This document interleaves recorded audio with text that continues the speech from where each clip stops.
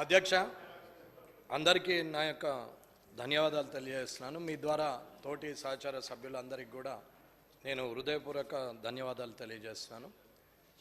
ఈ సభలో ఇప్పటి వరకు కొత్త వాళ్ళు 50 పైబడి కొత్త సభ్యులం ఇక్కడికి వచ్చాం. నేను కూడా మొదటిసారి ఎన్నికైనాం. రాజకీయాలకు కొత్త కాదు, కానీ ఈ అసెంబ్లీకి శాసనసభకు మాత్రం కొత్తవాన్నే. కానీ సీనియర్ శాసనసభ్యులు, మంత్రులుగా చేసినటువంటి వ్యక్తులు కానీ, 4-5 సార్లు గెలిచినటువంటి వ్యక్తులు కానీ, పార్లమెంట్లో కానీ లేదా ఎమ్మెల్సీలో ఉన్నటువంటి వ్యక్తులు కానీ మాకు మీరు సూచన ఇస్తూ గౌరవంగా ముందుకు ఎలా తీసుకెళ్ళాలి సభని, రేపు ప్రజలకు ఎలాంటి సమాచారం ఇవ్వాలని చెప్పి నేర్పిస్తారనే ఆలోచనతోని మేము 50 మందిని ఇక్కడికి కొత్తగా ఎన్నికై వచ్చిన వ్యక్తులకు ఈ విషయాలు చూస్తూ ఉంటే చాలా ఇబ్బందిగా ఉంది. సరే, సీనియర్ శాసనసభ్యులకు వారి ఆలోచన మేరకే వదిలేస్తూ 1 మినిట్ ఇప్పుడు వెంకటరామరెడ్డి గారు 1 మినిట్. ఇప్పటిదాకా శ్రీ జగదీశ్వర్ రెడ్డి గారు మాట్లాడిన వ్యాఖ్యలన్నింటినీ రికార్డుల నుంచి తొలగిస్తున్నాను, ప్లీజ్. కరెంటు విషయంలో కోట్ల రూపాయలు పెట్టారు, అంకెల గారడి ఉండొచ్చు, లేకుంటే నిజమైన సంఖ్య ఉండొచ్చు. ఇప్పటి వరకు ఎవరు అభివృద్ధి చేశారు, ఎవరు చేశారంటే భూమికి ఎవరు ముగ్గుపోయలేదండి. ఒకరు చేసుకుంటూ వస్తుంటే దాని తద్వారా వచ్చిన ప్రభుత్వాలు దానికి ఇంకా మంచి చేయాలనే ఆలోచనతోనే ప్రయత్నం చేస్తూ ఉంటారు. దాంట్లో కొన్ని తప్పులు జరగచ్చు, లేదంటే తప్పు కావాలని చేస్తే దాని మీద ఎంక్వైరీలు వేయచ్చు, అవన్నీ చూసుకోవచ్చు. దానికి కమిషన్లు కానీ జ్యుడిషియరీ కానీ ఉందనేది నా అభిప్రాయం. ఇకపోతే ఎన్ని వేల కోట్లు పెట్టినామన్న కన్నా సామాన్య రైతు, సామాన్య ప్రజలు ఆలోచించేది మాత్రం వారికి అందుబాటులోకి వచ్చినటువంటి విద్యుత్ కానీ వారికి కావాల్సినటువంటి సౌకర్యాల మీద ఆలోచిస్తారు. ఇవాళ రైతులకు కావాల్సినటువంటి కరెంటు కంబాలు కానీ, కాసారాలు కానీ, బొక్కలు కానీ, అక్కడ ఉన్నటువంటి ఈ మెల్టెడ్ వైర్ కావచ్చు, లేకపోతే క్రాస్డ్ పోల్ కావచ్చు, లేకపోతే బ్రేకుడ్ పోల్స్ కావచ్చు, ఐరన్ పోల్స్ కావచ్చు, లక్సులు కావచ్చు, అక్కడ ఉన్నటువంటి చేంజర్లు కావచ్చు, జంపర్లు కావచ్చు, లేదా అక్కడ ఉన్నటువంటి 16 kV కానీ, 32 kV కానీ, 60 kV కానీ, 100 kV ట్రాన్స్ఫార్మర్సు ఏవైతే అవసరం ఉన్నాయని రైతులు అడుగుతున్నారో, ఎలక్ట్రిసిటీ చుట్టూరా తిరుగుతున్నారో వాళ్ళందరికీ కూడా కావాల్సిన సౌకర్యాలు అందట్లేదు. జిల్లాలు ఏర్పాటు చేసింది కానీ అక్కడ ఎలక్ట్రిసిటీ డిపోలను ఏర్పాటు చేయలేదు. ఉమ్మడి జిల్లాల్లోనే ఎలక్ట్రిసిటీ డిపోలు ఉన్నాయి. అక్కడి నుంచి డిస్పోజ్ కావాల్సిన మెటీరియల్ కోసము ఏ జిల్లాలనైతే ఉందో అక్కడి వారు తీసుకుపోతున్నారు, కానీ ఆ జిల్లా నుంచి విడిపోయినటువంటి జిల్లాకు మాత్రం అది అసౌకర్యంగా ఉందనేది ఎనర్జీ మినిస్టర్ గారు, ముఖ్యమంత్రి గారు గుర్తించాలనేది కోరుకుంటున్నాను. అలాగే ఇప్పటి వరకు జరిగినటువంటి సమస్యలలో కూడా ఒక రైతు ఓవర్లోడ్ ఉంది, ఈ ట్రాన్స్ఫార్మర్ నాకు కావాలని డీడీలు కట్టి వారు పంపిస్తే ఇప్పటి వరకు రైతులకు ఆ ట్రాన్స్ఫార్మర్లు వచ్చే పరిస్థితి లేదు. ఎక్కడైతే 30 మీటర్లు దాటి ఉన్న డొమెస్టిక్లో 40 మీటర్లు ఉన్నా కానీ అక్కడ ఎలక్ట్రిసిటీ పోల్ ఇవ్వమని అంటే 30 మీటర్లు దాటిందని చెప్పి ఒక్క ఇల్లు ఉన్నా కానీ దానికి వేలల్లో బిల్లులు చేస్తూ ఎస్టిమేషన్లు చేస్తున్నటువంటి ఎలక్ట్రిసిటీ విద్యుత్ శాఖ ఉన్నది అనేది ఒకసారి గమనించాలి. ఇలాంటి పరిస్థితుల్లో రైతు కానీ డొమెస్టిక్లో ఉన్నటువంటి వ్యక్తులు అందరూ కూడా ఇబ్బందులు పడుతున్నారనేది ఒకసారి ఆలోచించాలి. ఇకపోతే మాజీ మంత్రి గారు జగదీశ్వర్ రెడ్డి గారు అన్నట్టు, లేకపోతే అధికారంలో ఉన్నటువంటి మంత్రులు అన్నట్టు కానీ ఇవాళ ప్లాట్లు వచ్చినాక వైర్లు పోయినాయి కాదు, వైర్లు పోయిన తర్వాత ప్లాట్లు వచ్చినాయని మాట్లాడుతున్నారు. అన్న, ఇండ్లు కట్టుకున్నటువంటి వ్యక్తికి ఇంటి మీదకి వెళ్ళి వైర్లు పోయే ముందు అది ప్రభుత్వ భూమా, అది లేకపోతే ప్రైవేటు భూమా, అక్కడ ప్లాట్లు ఉన్నాయా, డొమెస్టిక్ హౌసెస్ ఉన్నాయా, అక్కడి నుంచి రేపు పొద్దున రానున్నటువంటి భవిష్యత్తులో అక్కడ ఇండ్లు ఏర్పడతాయని చూసుకోకుండా వైర్లు వేసేసి ఇవాళ వైర్ షిఫ్టింగ్ కావాలంటే కూడా ఇబ్బంది పెట్టే పరిస్థితి వచ్చింది. ఇప్పుడు 33 kV లైను ఏదైతే ఉన్నదో ఆ లైను కొన్ని కామారెడ్డిలోనే కాదు అన్ని పట్టణాల్లో కూడా ఎన్నో ఇండ్లపై నుంచి ఆ లైన్లు పోతూ ఉన్నాయి. ఆ లైన్లు పోయినప్పుడు 2 అంతరాలు కట్టి పర్మిషన్ మున్సిపాలిటీ వాళ్ళు ఇస్తున్నారు, 3 floors కట్టినా మున్సిపాలిటీ వారు పర్మిషన్ ఇస్తున్నారు. పర్మిషన్ ఇచ్చినప్పుడు అక్కడ వైర్లు ఉన్నాయని పర్మిషన్ ఇవ్వకుండా మున్సిపాలిటీ వారు చూడరు, లేకపోతే పర్మిషన్ ఇచ్చిన తర్వాత కట్టుకొని యాక్సిడెంట్ అయ్యి ఎందరో చనిపోయే పరిస్థితికి వచ్చింది. ఇది చాలా ఆలోచించాల్సిన విషయం. ఎగ్జాంపుల్, ఇప్పుడు కామారెడ్డిలోనే కనీసము 200-300 ఇండ్లు, అంటే 200 పైబడి ఉన్నటువంటి ఇండ్ల మీద నుంచి 33 kV లైన్ పోతూ ఉంటే అక్కడ ఇప్పటికే కనీసం ఒక 50 మంది చనిపోయిన సందర్భం ఉన్నది. అది గత 20 సంవత్సరాలుగా అక్కడ జరుగుతూ ఉన్నది. అది ఆ లైన్ షిఫ్టింగ్ చేయాలనే ఆలోచన కూడా ఎక్కడ చేయట్లేదు. అది ఎగ్జాంపుల్ కామారెడ్డి చెప్పినాం, కానీ అది ఇక్కడ ఉన్న మంత్రుల టౌన్లలో కావచ్చు, వారి నియోజకవర్గాల్లో కావచ్చు, మీ నియోజకవర్గంలో కూడా కావచ్చు అనేది నా అభిప్రాయం.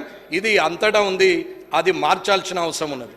అది చేయకుండా ఇవాళ ట్రాన్స్ఫార్మర్స్ ఇవ్వకుండా, ఓవర్లోడ్ కన్వర్జన్ చేయకుండా, దాన్ని సరిదిద్దకుండా ఇవాళ 100 kV మీద ఎన్ని మోటార్లు నడవాలి, అది 60 kV మీద ఎన్ని మోటార్లు నడవాలనేది చూడకుండా సంవత్సరాలుగా ట్రాన్స్ఫార్మర్స్ రాకుండా డీడీలు కట్టిన తర్వాత ఒక్క సంవత్సరానికో 6 నెలలకో అవి రావడం జరుగుతున్నది. కాబట్టి ఇవన్నీ గౌరవ విద్యుత్ శాఖ మంత్రి గారు విక్రమార్క గారు కొంచెం చూడాలని, భట్టి గారు చూడాలనేది నా ఆలోచన.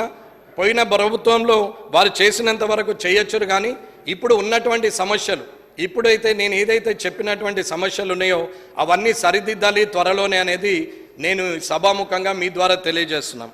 అట్లాగే ఇక్కడ ఉన్నటువంటి అన్మాన్డ్ ఉద్యోగులని, అంటే మనం ఎంత పెద్ద పని చేసినా, ఏది చేసినా, ఎన్ని కోట్లు పెట్టి ఏం చేసినా ప్రజలు ఫైనల్గా అర్థం చేసుకునేది వారికి అందినటువంటి సౌకర్యాన్ని.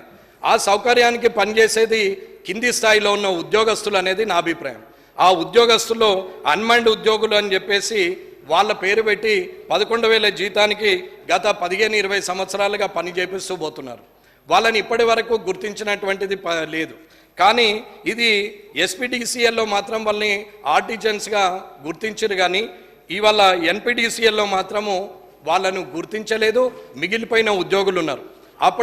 ఇప్పుడు ఉన్నటువంటి మాజీ ముఖ్యమంత్రి గారు, అప్పుడు ముఖ్యమంత్రిగా ఉన్న కేసీఆర్ గారు ఆ రోజు ప్రభాకర్ రావు గారికి చెప్పారు, సీఎండి గారికి, వీరికి చేతి నిండా పని, కడుపు నిండా తిండి ఇవ్వండి, వీళ్ళని కూడా గుర్తించండి అని చెప్పారని చెప్పి అక్కడ వారు ఉద్యోగులు మొరబెట్టుకుంటా ఉన్నారు. అయినా ఇప్పటి వరకు వాళ్ళను కనీసం గుర్తించింది లేదు, వాళ్ళని తీసుకున్నది లేదు. అన్మాన్డ్ ఉద్యోగులను కూడా ప్రభుత్వం వారు ఈసారైనా చూసి గత ప్రభుత్వం చేసిన తప్పుల నుంచి అది సరిదిద్ది వారి జీవితాలను వెలుగులు నింపాలి, వారి కుటుంబ సభ్యులు సంతోషంగా ఉండేటట్టు చూడాలనేది నా ఆలోచన. అలాగే ఈ అన్మాన్డ్ ఉద్యోగులు అందరూ పనిచేస్తూ కాళ్ళు చేతులు పోయిన వాళ్ళు ఉన్నారు, ప్రాణాలు బొడగొట్టుకున్న వాళ్ళు ఉన్నారు. వారందరూ కూడా ఇవాళ ఇలాంటి పరిస్థితుల్లో, వాళ్ళు దిక్కుతోచని పరిస్థితుల్లో వాళ్ళు రోడ్డు మీద ఉన్నారు. ప్రాణాలు పోయిన వారి కుటుంబాలు రోడ్డు మీదకి వచ్చినాయి. కాబట్టి అన్మాన్డ్ ఉద్యోగులను తీసుకోవాలా, వారిని సరిదిద్దాలా, ఆర్టిజన్స్గా గుర్తించాలా, వారిని ఎన్పీడీసీఎల్లో కూడా ఎస్పీడీసీఎల్లో ఎలా చేశారో అలా చేయాలనేది నా ఆలోచన అండి. అలాగే విద్యుత్ శాఖలో 20 సంవత్సరాలుగా మీటర్ రీడింగ్ చేస్తున్నటువంటి సభ్యులు ఉన్నారు. వీరందరినీ కూడా కరెంటు బిల్లులు ఇస్తూ ఇంటికి వెళ్ళి మీటర్ రీడింగ్ చూసి కరెంటు బిల్లులు ఇస్తున్నటువంటి వారికి కూడా ఇప్పటి వరకు ఆగమ్య గోచరంగానే ఉన్నది. వాళ్ళను ఎక్కడ కూడా తీసుకోవట్లేదు. వాళ్ళని ఇప్పటికీ కాంట్రాక్ట్ బేస్ని అట్లనే చేస్తూ విద్యుత్ మీటర్ రీడింగ్ కార్మికుల సమస్యల్ని కూడా మంత్రి గారు చూడాలనేది ఆలోచించి చేయాలా. వీళ్ళు 2300 మంది ఇప్పటికి పనిచేస్తున్నారు. అలాగే అన్మాన్డ్ ఉద్యోగస్తులు ఎవరైతే ఉన్నారో వారు 1400 మంది ఉన్నారు. 1600 మంది ఉన్న దగ్గర 200 మంది చనిపోయారు, కాళ్ళు చేతులు పోయాయి. ఇంకా 1400 మంది ఉన్నారు. వారిని కూడా గుర్తించాలనేది నేను కోరుకుంటున్నాను. అట్లాగే ఏది ఏమైనా ఇవాళటి వరకు ఎక్కడైతే వ్యవసాయ కనెక్షన్లు రైతులకు ఏదైతే కొత్త లైన్ వేయడానికి కేవలం 75,000 మాత్రమే ఇస్తున్నారు. పెరిగిన ధరలకు సరిపోవట్లేదు. కొత్త లైన్లు వేసుకునే రైతులకు ప్రభుత్వం మొత్తం ఖర్చు భరించాల్సిన అవసరం ఉందని చెప్తున్నాం. ఏవైతే ప్రజలకు అడగని హామీలను కూడా ఇస్తూ ప్రజలకు చెప్పడం కన్నా మీరు కనీసము వీరిని ఆదుకునే పరిస్థితిలో ఉండాలా, రైతులకు వారు ఉచితంగానే ఖర్చు లేకుండా ఆ లైన్లు వేయగలిగే పరిస్థితికి తీసుకురావాలని చెప్పి ప్రభుత్వాన్ని కోరుతున్నాం. అలాగే ఏదున్నా ఏం చేసినా కేంద్ర ప్రభుత్వం ఉదయ్ స్కీమ్ కింద ఏదైతే స్మార్ట్ మీటర్లు అని చెప్పిందో ఆ స్మార్ట్ మీటర్లను ఈ ప్రభుత్వం మేము వాళ్ళిద్దరు ఒకటైపోయారు, మోటార్లకు కూడా మీటర్లు పెట్టాలని చెప్పారని వాళ్ళు మొత్తుకున్నారు. ఇప్పుడు ఉన్న వాళ్ళు వీళ్ళు మొత్తుకుంటున్నారు.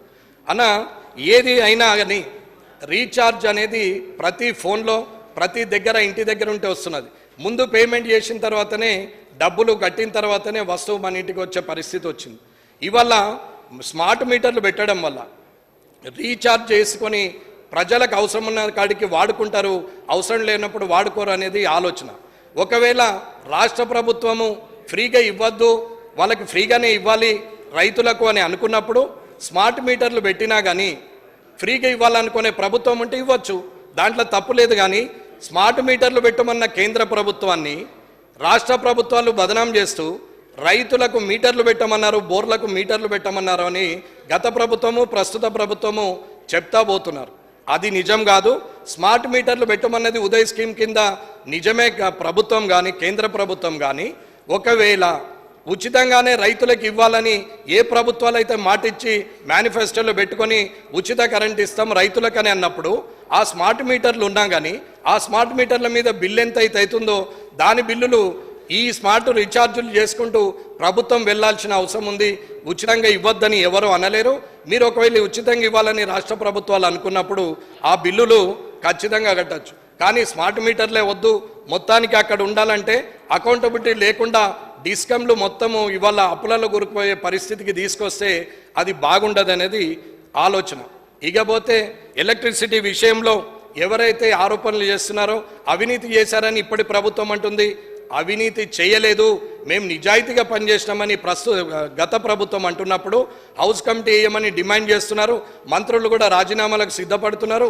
ఇక్కడ ఉన్నటువంటి మాజీ మంత్రులు కూడా మేము రాజీనామాలు చేస్తామని మాట్లాడుతున్నప్పుడు ఇద్దరు నిజాయితీగానే ఉన్నప్పుడు హౌస్ కమిటీ వేసి వెరిఫికేషన్ చేస్తే తప్పు ఎవరిదని తేలినప్పుడు ఇంకొకసారి తప్పుడు మాటలు మాట్లాడే పరిస్థితి రాదు అనేది నా అభిప్రాయం. కాబట్టి ఖచ్చితంగా హౌస్ కమిటీ వేసి వెరిఫికేషన్ వేయాలని కోరుకుంటున్నాను. ఈ అవకాశం ఇచ్చినందుకు అధ్యక్ష మీకు అందరికీ కూడా ధన్యవాదాలు తెలుపుతూ ఈ సభలో లీడర్ ఆఫ్ అపోజిషన్ కేసీఆర్ గారు కానీ ఇక్కడ ఉన్నటువంటి ముఖ్యమంత్రి గారు రేవంత్ రెడ్డి గారు కానీ కామారెడ్డిలో ముగ్గురం పోటీ చేసిన సందర్భంలో ముగ్గురం వచ్చి ఇవాళ ఇదే సభలో మేము సభ్యులుగా ఉండడం అని ముగ్గురు అలాంటి అవకాశం ఇచ్చినటువంటి కొడంగల్, గజ్వేలు